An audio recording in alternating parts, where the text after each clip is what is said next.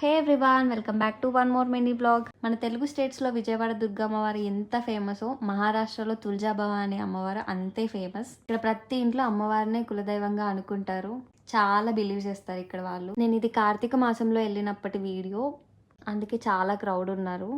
దర్శనంకి కూడా చాలా టైం పట్టింది. అరౌండ్ 3 hours పట్టింది దర్శనం అవ్వడానికి. ఇంకా దసరా టైంలో ఉండే రష్కి అసలు దర్శనం అవ్వడం చాలా కష్టం. అప్పుడు కనిపిస్తున్న అమ్మవారి పాదాలకి దండం పెట్టుకొని వెళ్ళిపోతారంట భక్తులందరూ.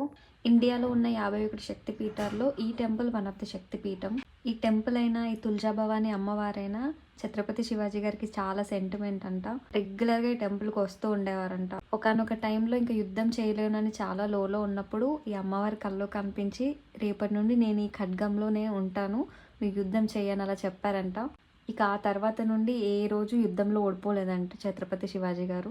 ఈ స్టోరీ రిలేటెడ్ ఇమేజెస్ కూడా ఉన్నాయి ఆ టెంపుల్లో. మీరు వెళ్ళారా ఈ టెంపుల్కి?